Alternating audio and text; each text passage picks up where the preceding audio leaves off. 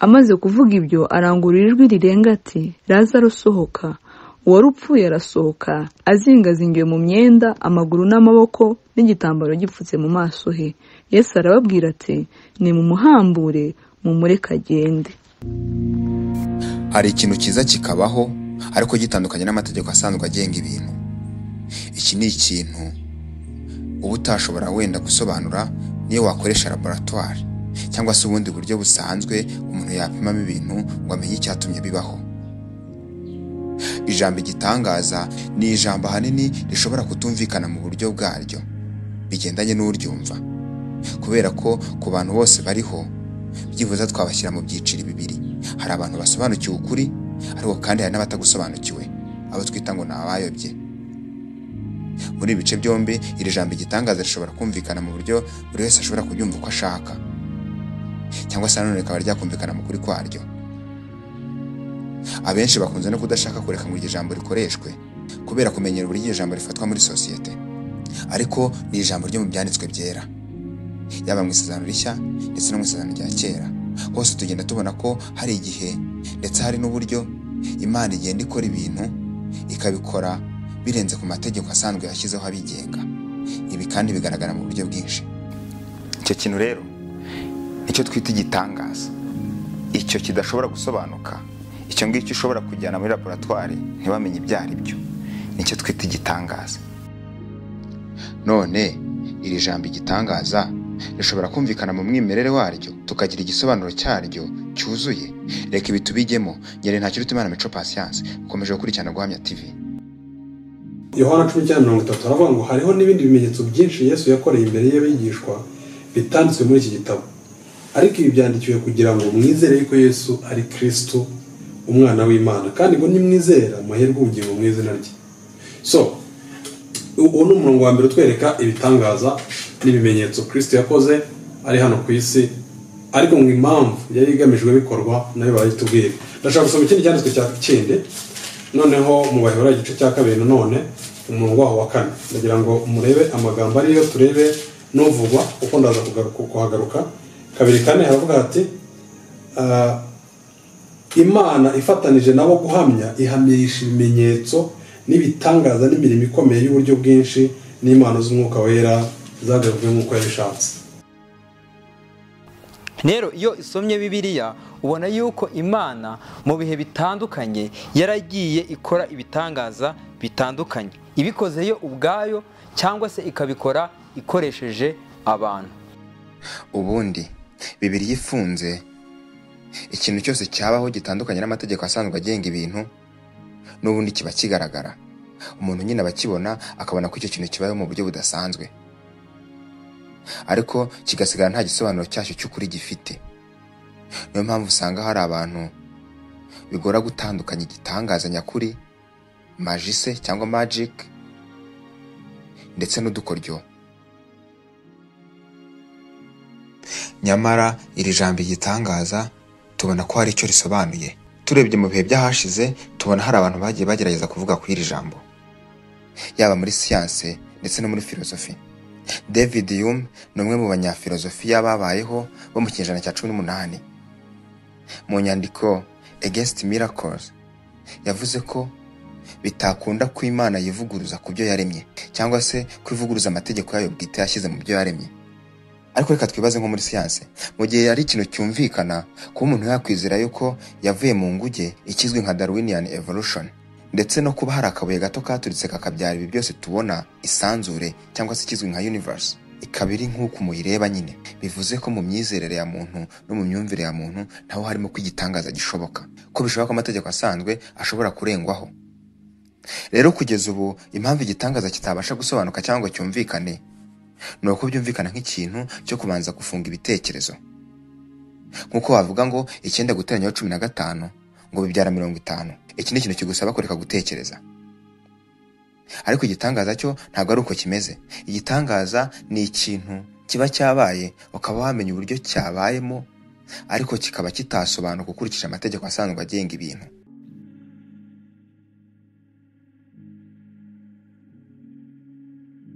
Iryo jambo bwari ryumvishe risobanuye ikintu kiza kikabaho kikaba ku muntu cyangwa se kikaba ku kintu, ariko kikakibaho icya mbere mu buryo bunyuranije n'amategeko asanzwe agenga ubuzima bwacu. Ubusanzwe tuzi ko iyo uteye ikaramu hejuru igomba kugwa. Kubera iki? Kubera ko laws of gravity, ruvango hari imbaraga zigenga siyanse zivuga ko ikintu cyose gifite ibiro iyo kinaze hejuru aho kugira ngo gikomeze hari imbaraga zigikura zikigusha. Noneho rero igitangaza ni iki, ni igihe ikaramu nayinaga aho kugira ngo imanuke ikikomereza ikazamuka. Ubwo binyuranye n'amategeko ya logique.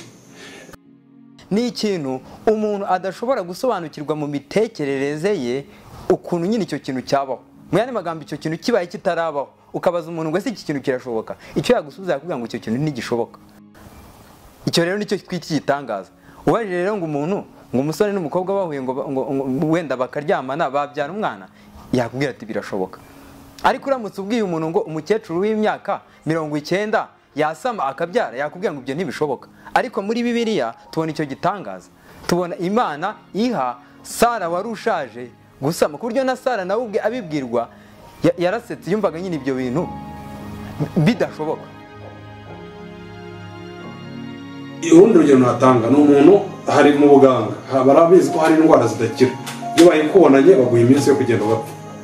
Noneho iyo ndwara umuntu yajya kubona akabona irakize binyuze mu gusenga cyangwa se mu bundi buryo. Ariko igitangaza nicyo kivuze ikintu kibaho mu buryo bunyuranye n'amategeko agenga ubundi buzima bwacu bwa buri munsi, kikaza kikanyuranya amategeko agenga nature cyangwa nature, kikayavuguruza kikabaho ukundi. Igitangaza ubundi nicyo kivuze. Hari ibintu bimwe nshobora gutangamo ingero abantu bita ibitangaza, mu by'ukuri ari ibintu bisanzwe atari byo turi kuvuga muri ubu buryo turi gusobanuramo ibitangaza. Kuba rero umuntu yasaba viza n'urugero yo kujya muri Amerika akayibona, icyo ngicyo ntabwo ari cyo gitangaza turi kuvuga muri ubu buryo, icyo si igitangaza. Kuba rero umugore yasama, umugore muto agasama agatwita akabyara umwana, icyo ngicyo ntabwo ari igitangaza. Kuba umusore yasaba ubushuti umukobwa akamusaba ko babana akamwemerera, mu by'ukuri icyo si igitangaza. Ibyo ni ibintu bisanzwe, ntabwo ari igitangaza. Reka mbishyire noneho mu buryo turi buze kubyumva twese. Kuba ikipe wenda Amavubi n'urugero yatsinda igatwara igikombe cy'isi, ibyo ngibyo ni ibintu bisanzwe, ntabwo ari byo turi kuvugamo ubwo buryo ko ari igitangaza. Kuba umuntu yatangira bizinesi runaka ikunguka igatera imbere, yari umukene akava mu bukene bwe akaba yaba umutunzi wa mbere, ntabwo ibyo ngibyo ari bwo turi kuvugamo ubwo buryo bw'ibitangaza. Dore ndi Uwiteka Imana y'ibifite imibiri byose, mbese hari ikinanira? Yeremiya igice cya 32 umurongo wa 27. Nk'uko twabivuze, ibitangaza bigaragara muri Bibiliya ndetse mu masezerano yombi nk'ikimenyetso gihamya yuko byose ari ukuri kandi byabayeho. Mu gihe ibi byaba bitari ukuri, ni ukuvuga ngo ubwo Bibiliya yose yabihindutse ikinyoma. Gusa kuri benshi ntacyo byaba bibatwaye, cyane ko atari abantu bose bemera ko Bibiliya ari ijambo ry'Imana. Ariko aba bemera ko Bibiliya ari ijambo ry'Imana ndetse aba batanabyemera, ndagira ngo tujyane turebe muri yo, turebe ibikorwa byose byagiye biba ari bya bikorwa by'indengakamere igisobanuro Bibiliya igenda ibiha. Kuko duhereye nko mu itangira tubona Bibiliya itangiye twereka igitangaza kirema, ubwo Imana yaremaga ibiriho byose ibikuye mu busa, out of nothing. Hanyuma rero turebye mu byanditswe byera tubona ko ibitangaza atari ikintu nyine cy'ejo bundi. Oya, no mu isezerano rya kera Bibiliya itwereka ko hagiye hari ibitangaza bitandukanye. Ukibumbura Bibiliya mu itangiriro witubona ko Imana yatangiye ikora ibitangaza, yakoze igitangaza gikomeye, Imana irema. Kuko Imana umunsi wa mbere, umunsi wa kabiri, umunsi wa gatatu, umunsi wa kane, umunsi wa gatanu, umunsi wa gatandatu, hari ibyo Imana yaremye. Imana avuga ngo bibeho bikabaho. Rero icyo ni igitangaza cyo kurema ubona ukibumbura Bibiliya. Bibiliya ivuga ko Imana yaremye ex nihilo, ibintu bikuye mu busa. Nyine ntabwo yari ifite raw materials ngo izegeranye ikora ibintu. N'ubundi ubwabyo ni igitangaza. Kuko iminsi 6 ari Uwiteka yaremeyemo ijuru n'isi n'inyanja n'ibirimo byose, akaruhukira ku wa 7. Nicyo cyatumye Uwiteka aho umugisha umunsi w'isabato akaweza.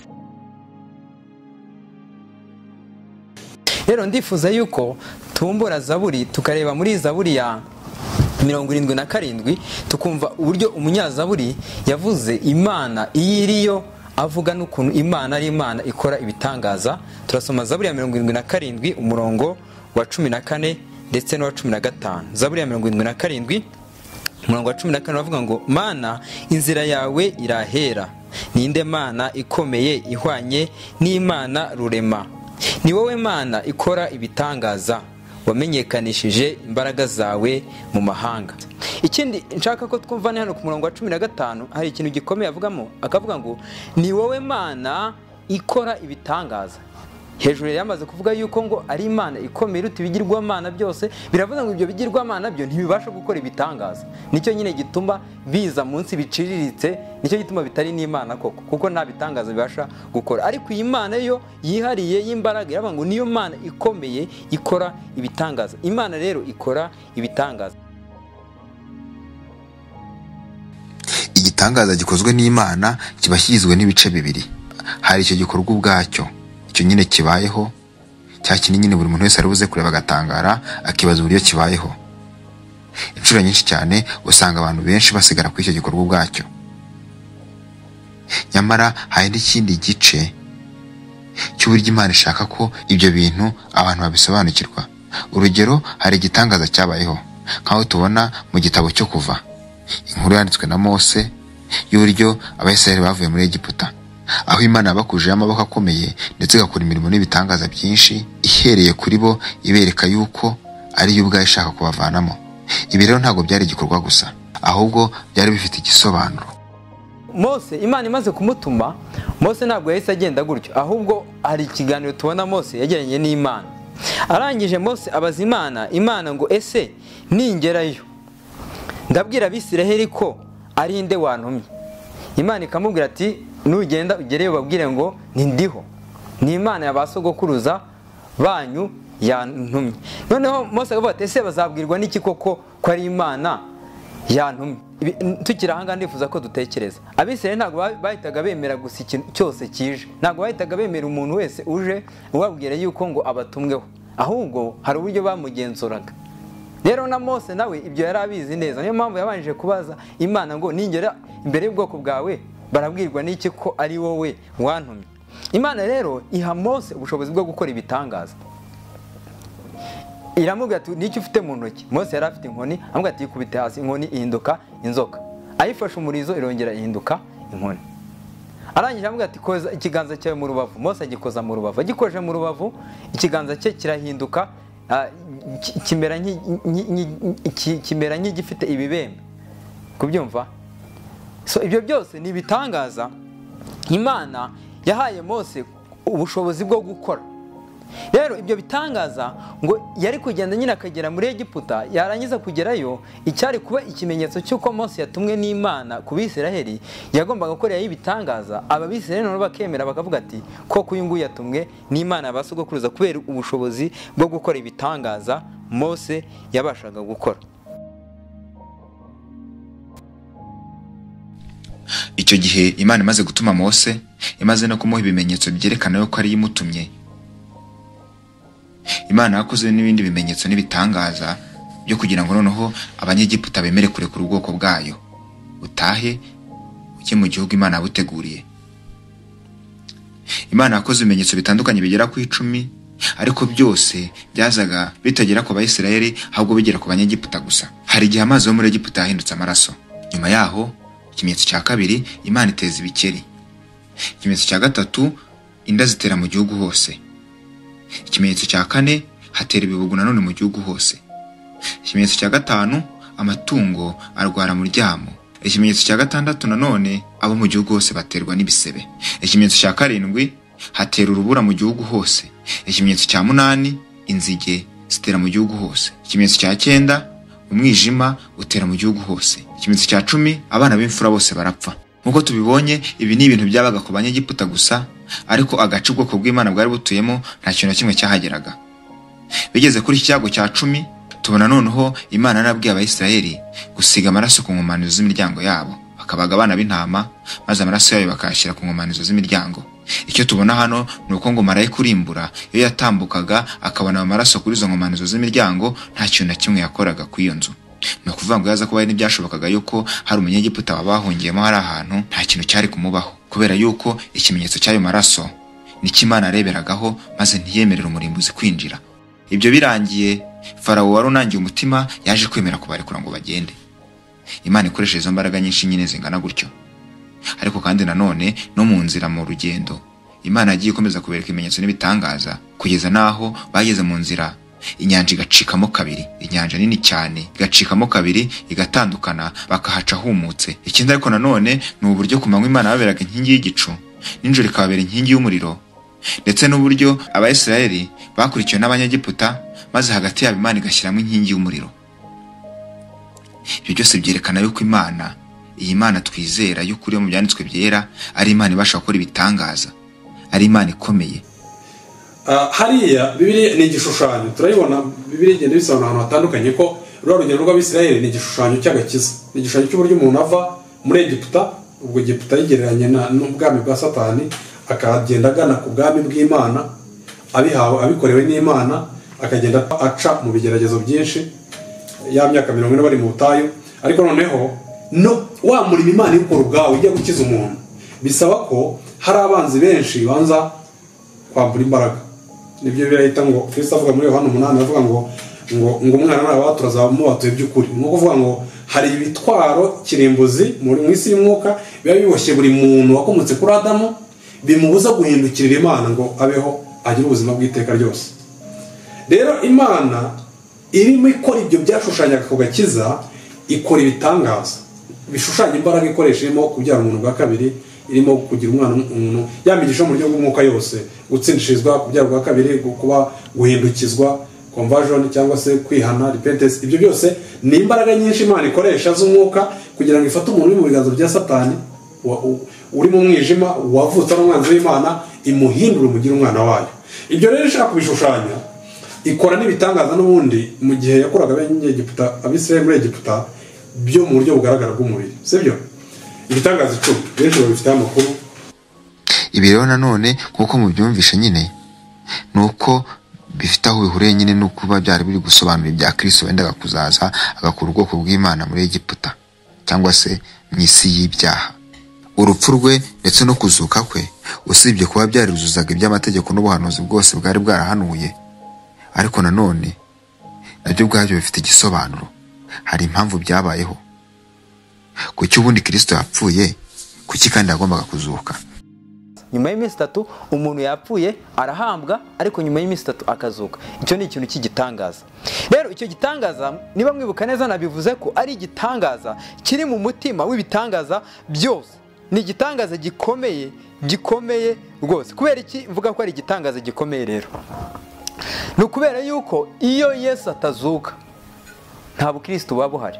Iyo Yesu atazuka nta gakiza gahari ku kiremwa muntu. Iyo Yesu atazuka, ibyo abakristo baba bizera byaba ari ubusa, byaba nta mumaro wabyo. Baba ari abantu bababaje, baba ari abantu barinjije hanyuma y'abandi, baba ari impabe ziri hanyuma y'indi myizerere yose. Iyo Kristo atazuka rero, biravuze ngo iki gitangaza cya Kristo gifite umumaro ukomeye wo kugira ubukristo, kuba ubukristo. Gifite umumaro ukomeye mu kwizera kwacu, ku buryo Pawulo mu rwandiko rwa mbere yandikiye itorero ry'i Korinto yarababwiye ngo iyo Kristo ngo atazuka, ibyo mwizera byose byaba ari ubusa. Mwaba mukiri mu byaha byanyu, mwaba mutarabibabariwe, abanyu bapfuye nta byiringiro by'uko mwazongera, baba bararimbutse. Muri kubyumva namwe, ibyo mwamwirigiye byaba ari ubusa. Ariko akababwira ati rero, ariko inkuru nziza ni iyi ngiyi, nuko ngo Yesu yazutse, nuko icyo gitangaza cy'ukuri cyabayeho koko, ngo Yesu yarazutse. Niyo mpamvu kwizera kwanyu ari ukukuri, ukwezera kwanyu ni ukukuri kubera ko Yesu yazutse. Rero igitangaza kijyanye no kuzuka kwa Kristo akenshi gikunze kugirwaho impaka nyinshi cyane, nyamara atari uko kibura ibimenyetso, ahubwo ari uko abantu benshi badashaka kubyumva nyine. Urupfu n'umuzuko bya Kristo nibyo mutima w'iby'abakristo bizera. Mu gihe cyose habaho gushidikanya ku kuri kwabyo, icyo gihe ntabwo umuntu aba yizera na gato. Nta nubwo kubyizera ari ukubyizera buhumyi. Uku ni ukuri tubona yaba mu mateka ndetse no mu nyandiko za kera z'abizera bo hambere. Rero ni ibintu byabaye kandi by'ukuri, dukurikije ko Bibiliya bihamya ubwayo, ndetse tunakurikije yuko ubusanzwe amateka yose tubwirwa ntabwo ariko yose tujya tuyanga ngo dutekereze ko nta kuri kwaba kuyarimo. uyu mugabo witwaga Josephus yari umuguverineri w'i Galilaya. uyu rero Josephus yabayeho mu gihe cy'intambara yari hagati y'abayuda ndetse n'abaromani. uyu nguyu iyo ntambara yabayeho hagati y'umwaka 66 ndetse n'umwaka wa 70 nyuma ya Yesu Kristo. uyu rero Josephus yari umuyuda ariko ari umunyamateka usanzwe, atari mu bantu bakurikiye Yesu Kristo. Rero yanditse ku mateka y'intambara mu mwaka wa 93 nyuma ya Yesu Kristo, yandika volume cyangwa se inyandiko nyinshi zigera kuri 20 avuga ku mateka y'abayuda. Rero muri izo nyandiko ziwe tubona avugamo Yohana umubatiza. Murabizi Yohana umubatiza ko ari wabanjirije Yesu ari integuza, hanyuma Yesu akaza nyuma ye ho gatoya. Hanyuma rero avuga kuri Yohana umubatiza, akongera akanavuga kuri Yesu. Yesu rero mwumva ukuntu amuvuga, aramuvuga ngo ni Yesu wakoraga ibitangaza. Yaravuze ngo muri icyo gihe ngo hari umuntu witwaga ngo Yesu, nguwo yari umunyabwenge ngo cyane, ngo kandi ngo yari umwigisha ngo w'abantu bamukurikiye. ngo Pilato ubwo yari umutegetsi ngo yumvise ibyo ngo abantu ngo bamuregaga, ngo amuciraho iteka ryo kubambwa. ngo ariko ngo abamukundaga ngo ntibigeze bacogora kumukunda. ngo kandi ngo iryo tsinda ngo ry'abantu bitwaga abakristo ngo bamukurikiye ngo ntibazimye, ngo kugeza na n'ubu barahari. Si uyu nguyu wenyine Josephus w'umuyuda, ahubwo hari n'undi yitwa ngo ni Tacitus. uyu nguyu we yari umuromani. uyu muromani rero nawe yabayeho hagati y'umwaka wa 55 kugeza mu mwaka wa 120 nyuma ya Yesu Kristo. uyu rero nawe yaranditse avuga ku bya Yesu, avuga yuko ngo uyu Yesu wabayeho mu mateka bari bazwi, ngo uyu Yesu ngo yabambwe ngo na Pontiyo Pilato. uyu ni umunyamateka ubyandika avuga ngo Pontiyo Pilato ngo yabambye uyu nguyu Yesu igihe yari umutegetsi. Murumva ko aba ni abanyamateka basanzwe badafite bahuriye na Bibiliya, badafite bahuriye n'iby'ubukristo, ahubwo bo bazi ibintu byabaye bigaragara mu mateka yabo bakabyandika, bakabona Yesu nka Yesu wakoraga ibitangaza. ibyo bitangaza byari bitangaza bigaragara, bakabona Yesu ko hari abari baramukurikiye, ibyo barabibonaga bakabyandika mu bitabo byabo. Rero ibyo ni ibihamya mu by'ukuri n'ubwo waba utemera Bibiliya ariko ukaba wemera amateka, ibyo ni ibihamya by'uko Yesu yabayeho kandi Yesu ibyo bitangaza yanabikoze.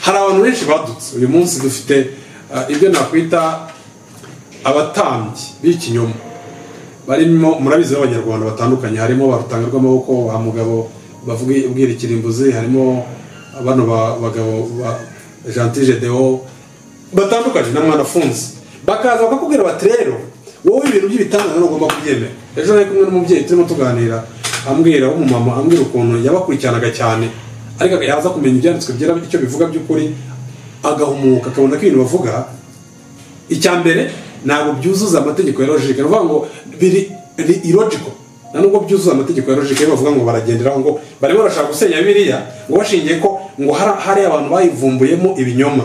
Umuntu akavuga ati wenda ni urugero ati biriya rero buriya icyatumye ibitangaza Imana yakoze, akerekana amategeko yo muri nyine science, ashaka kwitirira ko ayo mategeko avuguruza icyo gitangaza. Urabyumva? Ariko ibyo bintu icya mbere akavuga ati impamvu atemera Bibiliya n'ibitangaza bivugwa mu muntu uko byakozwe n'abazungu, ariko ugasanga icyo kiganiro arimo kumva mujye mucyumva anashyiramo utu short videos tw'abo bazungu n'ubundi. Umva buryarya, ni gute urimo wanga Bibiliya ngo kubera ko yanditswe n'abazungu, ugahakana ibitangaza bivugwa muri Bibiliya ngo kubera ko byanditswe n'abazungu, warangiza ukifashisha inyandiko zakozwe n'abazungu n'ubundi, ubizi ute ko batarimo kugushuka? Rero ibi bintu biratangaje cyane, biratangaje ukuntu Satani ubwe yahumye imitima abantu kugira ngo batemera ukuri. kugira ngo batamenya ukuri. Ibi ngibi rero mvuze ni ukubera iki mbivuze gutyo. Icya mbere nyine ibaza ukuntu umuntu yemera ibya Napoleon Bonaparte byabayeho atarabaho, ahubwo kuko yabyumvise cyangwa se yabisomye akabyemera ko ari ukuri, akemera ko Napoleon Bonaparte yabayeho, akemera n'ibyo yakoze byose akabyemera ko ari ukuri. Ariko wamubwira ibya Yesu cyangwa se ibindi byanditswe muri Bibiliya Imana yandikije ubwayo ntabyemere. Cyangwa se ugasanga, reka manuke hano mu Rwanda, ugasanga hari abami bavuga babayeho, abami ntibigeze ubabona, yewe n'inyandiko zabo wenda zanditswe nyuma wenda muri icyo gihe nta nyandiko zihari bigeze babika. Ibyo bintu ukabyemera, ukavuga ngo umwami runaka yabayeho, ukabyemera. Ariko twavuga iby'Imana yandikishije ikabirinda imyaka ibihumbi kugeza uyu munsi, byo ntubyemere. Ibyo ni ibigaragaza ko Satani yahumye abantu imitima kugira ngo batamenya ukuri, badasobanukirwa iby'ukuri. Umuntu akaza akitakuma akavuga ngo biriya ni ikinyoma, ngo hari ibitabo byavuyemo. Ukamubaza si ibyo bitabo ufite video na audio bikorwa, atuye kuri YouTube mbikuraho. Tukwizere, watubwiye ngo nitwizere abanditse Bibiliya kwera ari abantu, nawe uri umuntu umwe bitubwira tukwizere. Ibyo abazungu vuga ngo nitubyemere ko bimubyemera, ko koresha telefone yabo, koresha radio bakoze, bakoresha imodoka bazanye. Ibyo byose ni uburyarya, no guhunga ukuri. Gukora ibimenyetso n'ibitangaza ni uburyo Imana yagaragazagamo ko ubikoze ariyo yamutumye. Dore nko ku gihe cya Mose, igihe yatangira gukora ibitangaza, ndetse n'abandi bahanuzi, hanyuma ndetse no ku gihe cy'intumwa, ndetse na Yesu Kristo ubwe. Icyo gihe cyose ibitangaza byakorwaga, hari igice cya mbere cy'uko byabaga biri kwerekana ko abo babikoze kuko baturutse ku Mana. Ariko nanone ntabwo byahamyaga nyine abo ngabo batumwe ngo bihamye bonyine, ahubwo byahamyaga n'ubwami bw'Imana. Twakomeje duhamye yuko Imana yatumaga umuntu ikamuha ibitangaza biherekeza ubutumwa ajyanye, koko uyu muntu ko avuye ku Mana.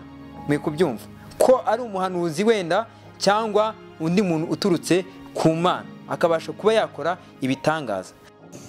Bibiliya itubwira ko, reka dufate urugero mu gihe cy'isezerano rishya, iby'Imana yarasezeranyije mu kanwa ka Yoweli biza gusohora noneho mu gihe cy'isezerano rishya. Tubona ibyanditswe byari bitubwira ko impamvu Imana yatanze ibitangaza ari impamvu zo kugira ngo abantu bakizwe. Ni ukuvuga ngo ibitangaza si ibyo kugira ngo abantu babone abagore beza n'abana beza na visa n'imodoka, oya.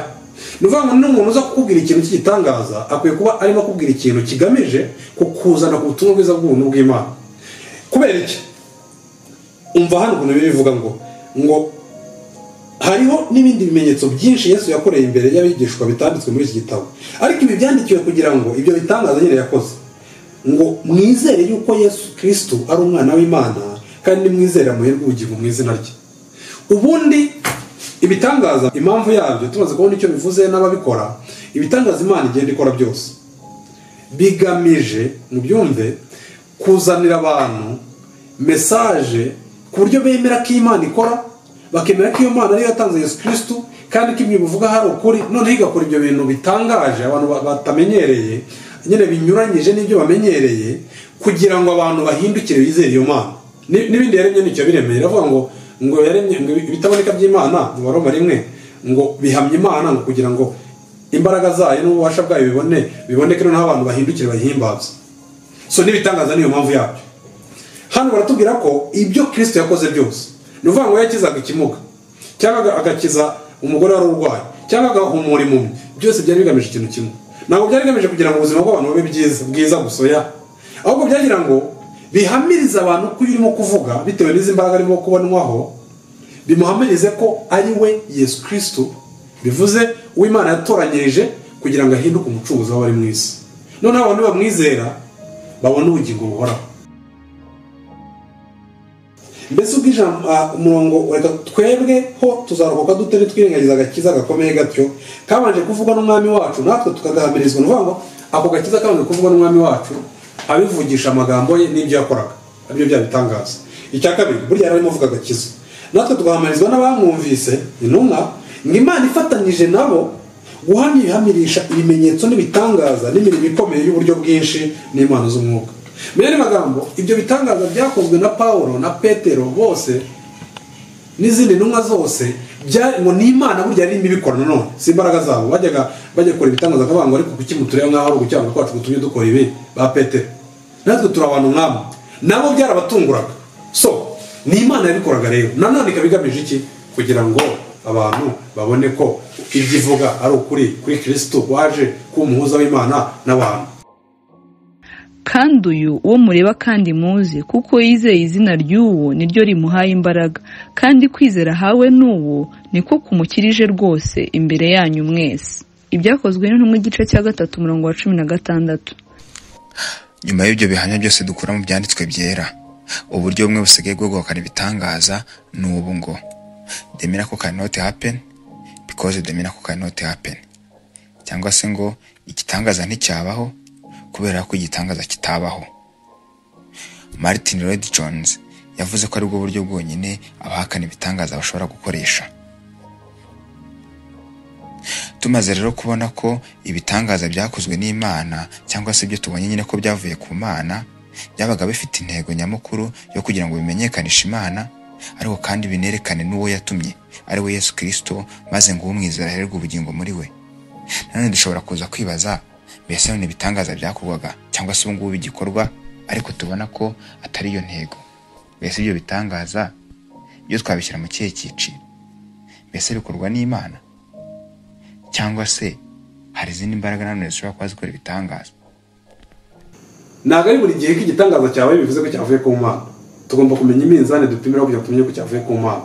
Mu Batesalonike wa 2 havuga hati ngo kuza kuba mugome kuri mu buryo bwo gukora kwa Satani gufite imbaraga zose n'ibimenyetso n'ibitangaza by'ibinyoma n'ubuhenzi bwose. Nuvuga ngo turabona nanone ibintu nanone bivuguruza amategeko agenga ubuzima ya buri munsi, ko izo mbaraga zibikora zishobora guturuka ku Mana cyangwa zigaturuka kwa Satani, zigaturuka ku mubi. Niba rero dushobora kubona igitangaza ariko kikaba kitavuye ku Mana, bivuze ko dukwiye kwitonda, kubera ko umuntu ashobora kwishimira igitangaza nyamara cyakozwe n'umubi. Ahubwo umuntu yakibaza niba koko hari ahantu mu byanditswe byera dushobora kubona urugero rw'igitangaza ariko cyakozwe imbaraga zigikoresheje zivuye ku mubi. Mwibuke inkuru yo kwa Farawo, abakonikoni be, Mose ashyize inkoni hasi hindutse inzoka, nabo bashyira inkoni hasi zihinduka inzoka. None se bakoraga Imana? Ntabwo ari byo. Ikindi nanone twakibaza ni ukwibaza, mbese bigenda bite kugira ngo izi mbaraga z'umubi abe arizo zikora igitangaza? Iyo Imana yemeye ko ibyo bitangaza bibaho mu byumva, kuko murabizi muri yo igice cya mbere batwereka ko Satani akora ibintu gusa Imana yamwemereye. Niyo mpamvu Satani yabwiye Imana yabwiye ati none se yowe yabuzwa n'iki kugukunda ko wagiye kubaka urukuta ku rugo rwe ukamukiza ukamuteza imbere? Satani arabizi. Imana yabwiye ati okay, noneho Satani abwiye Imana ngo mu ruhushya urebe ko nagenda nkamuteza ibibazo akakwihakana. Mu yandi magambo Satani nawe arabizi ko ni nk'imbwa iziritse, nyirayo niwe ugomba kuyizitura, ikaba yagera igakoresha bwa bubi buyirimo. Muri Bibiliya tubona ibihe bigera kuri 3 Imana yakoreyemo ibitangaza ikoresheje abantu, atari mu buryo busanzwe wenda bwo kuba umuntu yarwara hanyuma agakira, Imana ibyikoreye mu buryo bwayo, cyangwa se ikoresheje mu buryo busanzwe icyo twakita natural means mu rurimi rw'icyongereza. Wenda abaganga bakamuhereza imiti hanyuma agakira, akaba nta muntu runaka tubuze kuza gushaka ufite ubwo bushobozi bw'ikirenga bwo kuba nyine ariwe dushakiraho igitangaza nk'icyo. Ibyo bihe by'aba abantu bameze batyo tubibona mu bihe bigera kuri 3 nyine nkuko tumaze kubibona igihe cya Mose ubwo yakuraga Abisirayeli muri Egiputa, tukongera tukabibona mu gihe cya Eliya ndetse n'igihe cya Elisa.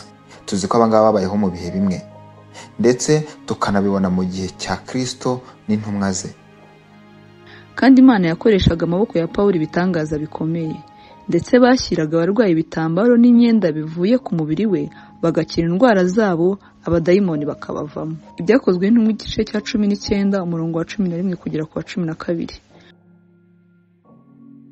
Nta kindi gihe runaka twabona abantu bazwiho gukora ibitangaza nk'ibi ngibi.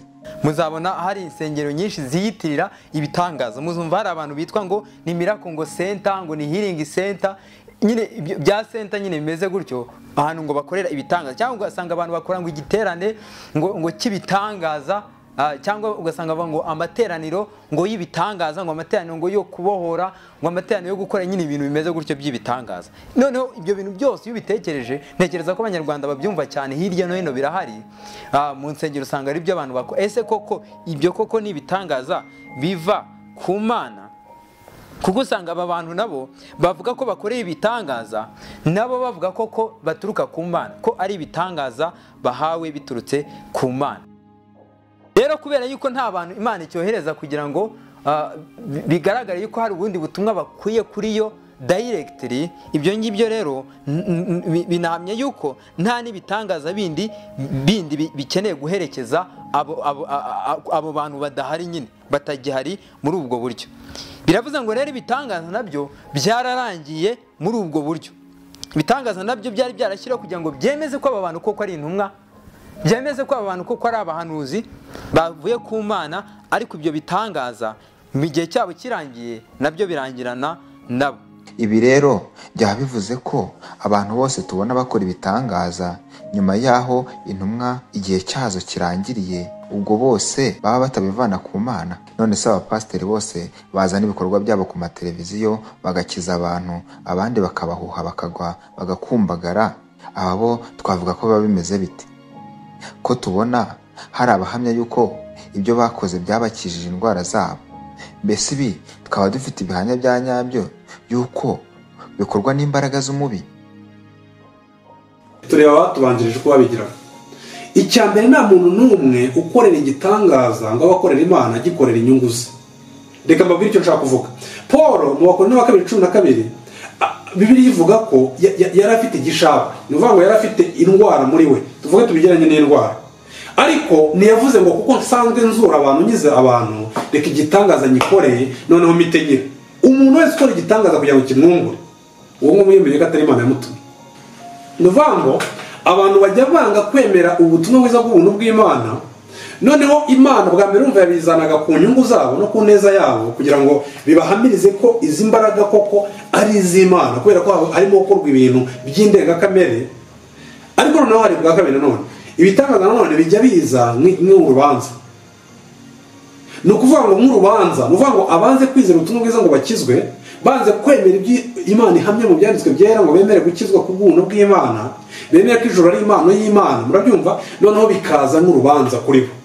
Ibyo nibyo biri mu byanditswe byera hamwe nasomye Matesalonike wa 2:2. Paulo arimo avuga iby'iminsi ya nyuma y'imperuka, ariyo yatangiye igihe Kristo yazaga mu isi. Aravuga ngo kuza k'uwo mugome kuri mu buryo bwo gukora kwa Satani gufite imbaraga zose n'ibimenyetso n'ibitangaza n'ibinyoma n'ubuhenzi bwose bwo gukiranirwa. Urabyumva ngo kubarimbuka batemeye gukunda ukuri ngo bakizwe, nicyo cyatumye Imana izabohereza ubushukanyi bw'ubukomeye cyane ngo bizere ibinyoma, kugira ngo batizeye iby'ukuri bose bakishimira gukiranirwa bacirweho iteka. Nanone ibitangaza biza kwa gukora kw'Imana kw'indengakamere kuza nanone ari ugucurirwaho urubanza ko banze kwizera ubutumwa bwiza ngo bakizwe. Niyo mpamvu muri Matayo 7 bavuga ngo benshi bazazabwire Kristo guhera kuri 13 ngo mwami ngo twahagurukije ibimuga mu izina ryawe, twakije abarwayi mu izina ryawe, twahumuye impumyi mu izina ryawe, ngabwire ngo mugende sinigeze kubamenya. Urumva barinze bagera kuri uyu munsi bakizera ko ibyo bintu babikoze koko byarakozwe. Dore hano baratubwira birakoreka. Tucyumva ibi rero mureke duhuguke kandi dukanguke, tumenye uko Imana ikora. Sinzatinyuka kugira icyo mvuga keretse icyo nakoreshejwe na Kristo ngo abanyamahanga bumvire Imana. Yampaye amagambo n'imirimo n'imbaraga z'ibimenyetso bikomeye n'ibitangaza n'imbaraga z'Umwuka Wera. Ibyo byatumye nsohoza ubutumwa bwiza bwa Kristo uhereye Yerusalemu ukazunguruka ukageza muri Iluriko. Abaroma igice cya 15 umurongo wa 18 kugera ku wa 19. Nibyo koko Imana ishobora gukora ibintu birenga ku mategeko karemano yayo yishyiriyeho, kubera ko nta mategeko yo ayigenga. Ariko mu gihe cyose Imana yabihaye abantu gukora mu ubwo buryo nyine, byose intego yayo ari ukugira ngo abantu bizere nk'uko twabibonye nyine hejuru. Cyambere ibitangaza bisobanuye ko Imana ijya yinjira mu byo yaremye ikavuguruza amategeko yayo, igakora ibintu binyuranye, ntabwo ari kuvuguruza, igakora ibirenze bidakurikije ayo mategeko, kuko ayo mategeko yarakomeza agakora. Icya kabiri bikorwa n'Imana, ariko yindi ishatse reka Satani akabikora, kuko yaciye urubanza yakuyeho amaboko. bikorwa n'Imana bigamije iki? Bigamije kugira ngo biyobore abantu ku nzira y'agakiza, biyobora abantu kuri iyo Mana, ariko bamenye iyo Mana inzira yashyizeho y'uburyo yunga n'abari mu isi, kuko buri wese yavutse ari umunyabyaha. Icya gatatu ni uko iyi Mana noneho ijya noneho ibikorana none uvugamira bikoze ku nyungu z'abantu kugira ngo ibahamirize, ihamye iby'intumwa zigisha ko ukure irimo ikorana nabo, ihamye ibyo Kristo yigishaga, hanyuma abantu bahindukira bizera ibyo bahamyaga by'ubutumwa bwiza bw'ubuntu bw'Imana. Ariko noneho urundi ruhande ijya ibikorana none nko guca urubanza abazi kwizera ubutumwa bwiza bw'ubuntu bw'Imana. Icya kabiri, umuntu wese uvuga ngo arakora igitangaza, ariko akora igitangaza atari Imana imihamye ubutumwa bwiza bw'ubuntu bw'Imana arimo kwigisha. Umuntu wese utigisha ko ijuru ridakorerwa agakora igitangaza umenye ko yagiye kwa Satani, nta zindi maka, kubera ko Imana igaragaza ko impamvu yagiye ikora ibitangaza ari ukugira ngo ihamye ukuri k'ubutumwa bwiza bw'ubuntu bw'Imana. None niba umuntu adafite ubutumwa bwiza bw'ubuntu bw'Imana, ibitangaza akora birava he? Birava kwa rwa ruhande kwa Satani. Rero bavandimwe, tumaze kubona ko na Satani akora ibitangaza, nta muntu dukwiye kwiringira mu gihe atarimo ahamya ukuri k'ubutumwa bwiza bw'ubuntu bw'Imana. Tumaze kubona ko ibyo bitangaza atari cyo kintu kigaragaza ko Imana ikunda umuntu, kubera twabivugiye iki? Twavuze ko murebe intumwa zose zabikoze zarapfuye, murebe Kristo ubwe yarishwe arazuka, nubwo we gupfa kwe nubwo yabambwe n'amaboko y'abagome yapfuye kugira ngo adukize, ariko nta n'umwe wigeze ukora ibitangaza ku nyungu ze. Niba rero umuntu akora ibitangaza avuga ngo banza yatanga ujye wumva uti nawe banza uyambe. Ubu rero uburyo budahari ni abantu runaka tuzi ngo twese twabashakiraho ibitangaza, nk'aho hari ibindi bintu bishya bavana ku Mana, maze ngo dutegereze ibyo bitangaza batwereka, bityo bitwemeze ko ibyo bintu koko byavuye ku Mana. Ibyo bintu bimeze gutyo byarangiranye n'igihe cy'intumwa. Ariko rero mu bugabe bw'Imana nanone nyine Imana ibasha gukora igitangaza, ndetse hari n'igitangaza gihamywa na benshi yuko cyabakoreweho. Imana yacyakora ibitangaza. Ubwa mbere amabwiriza igitangaza cya mbere ikora, Imana ifata abantu bavutse ari abanzi bayo, nkuko biri bivuga mu Bakolosayi 1:21, ikabagira abakunzi bayo. Icyo ni igitangaza cya mbere. Ifata abantu bavutse bapfuye mu buryo bw'umwuka ikabazura. Ifata umuntu wari usanzwe ari imbata y'amoko n'amatiku n'uburaya n'ubusinzi, ikamuha kubaho ubuzima bwera. Umugani wa musaza tubanije avuga ngo kuki Imana ikiza abantu ikabarekera mu isi, ngo kugira ngo babanze bayubahisha aho bayisuzuguriye. Ibasha gufata umuntu wabaye yisuzugura mu buzima bwe bwose, wabayeho cyangwa yita umwana mwiza, cyangwa wabaye yibwira ko akorera ijuru kubera kamere ye no gushaka kwizanira icyubahiro, igahita imuhindura akizera ko Imana itanga ubugingo wari atabukoreye, aribyo birahita guhumurwa cyangwa kuzurwa. Yarangiza akizera uko kuri, yamara kwizera uko akabarwaho gukiranirwa kwa Yesu Kristo, abo bantu Imana ikazabajyana mu ijuru.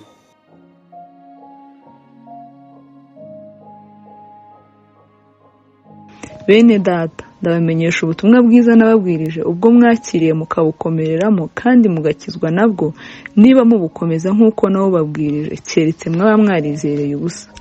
Muzi ko nabanje kubaho ibyo nanjye nahawe kumenya, yuko Kristo yapfiriye ibyaha byacu nk'uko byari byaranditswe, agahambwa akazuka ku munsi wa gatatu nk'uko byari byaranditswe nanone.